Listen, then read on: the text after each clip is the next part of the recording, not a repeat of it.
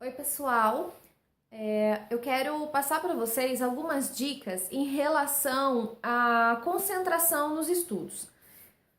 É muito difícil, na verdade, para muitas pessoas conseguirem se concentrar durante os estudos, porque falta de atenção, às vezes a pessoa não consegue ficar atenta àquilo ali, ou aquilo às vezes não parece que é tão interessante e o foco da gente acaba sendo desviado.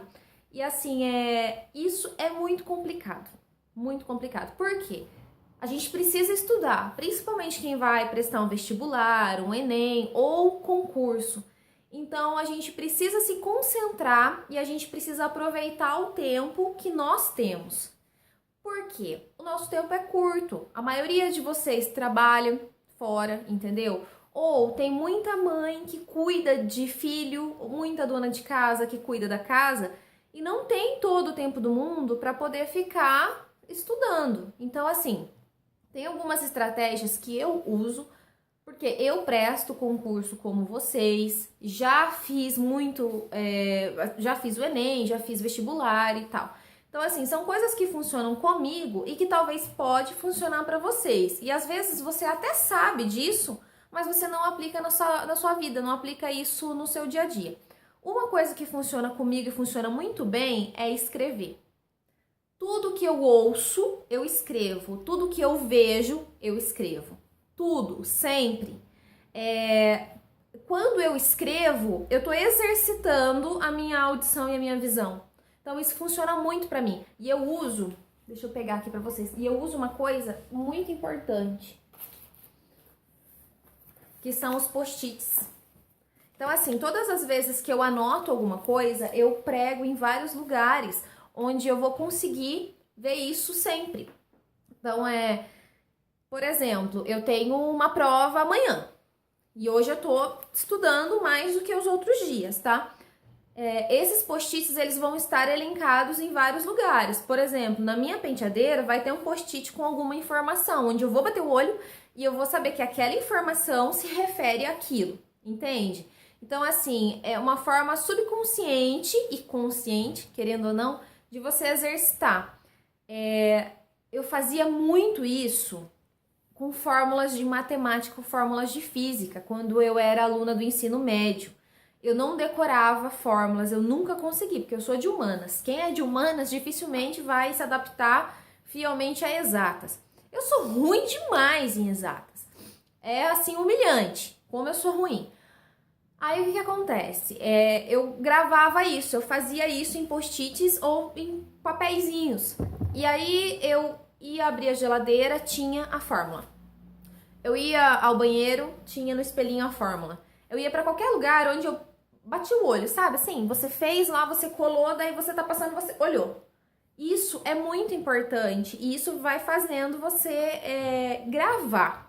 Não é nem decorar, mas aí o seu cérebro, ele vai entender que aquilo é familiar para você. Então, o fato de você escrever, de você colocar papéis estratégicos em algum lugar, é excelente. Então, isso funciona comigo e eu acredito que vai funcionar com vocês também. Outra forma de escrita é você produzir resumos. Antes eu produzia muitos resumos, resumos de tudo. Eu tinha que ler, na faculdade mesmo, a gente tinha que ler um livro, por exemplo, esse daqui. Uma Ideia Toda Azul da Marina Colasanti. São várias histórias. Então, eu resumi essas histórias para eu poder fixar melhor e ler depois, dentro da van, indo para a faculdade e tudo mais, já que não daria para ler o livro novamente. Então, hoje, o que funciona para mim? Mapas mentais ou esquemas. Mapa mental funciona ainda mais, porque eu utilizo de cores, de canetas diferentes, canetas coloridas. E aí eu misturo algumas fontes, eu escrevo um pouco cursivo, eu escrevo em letra de forma, sabe? E aí eu faço alguns desenhos, eu faço algumas ilustrações que me façam lembrar de algo que eu preciso não esquecer. Então isso para mim funciona muito, mapas mentais e esquemas. E eu acredito que vai funcionar para vocês, porque daí vocês trabalham a ideia principal e ramificam todas as outras ideias, tá? Na aula, quando você está lá com o professor e a sua turma, é um momento para você tirar dúvida. Então, Então, se você está estudando, está no ensino médio, está na faculdade, está fazendo um cursinho, use o momento da aula para tirar dúvidas. Não vá para casa com a dúvida, gente. Ah, eu tenho vergonha, vergonha. Não tem que ter vergonha. Você está ali para aprender. O professor, ele é o seu guia. Ele precisa te ensinar. E, infelizmente, a gente sabe que alguns professores são mais restritos em algumas formas de aprendizagem e acabam sendo tradicionalistas. E quem é muito jovem, quem é da geração Y, que faz várias coisas ao mesmo tempo, que tá com o celular ligado, que tá ouvindo música, que precisa de outros meios de aprendizagem, tá?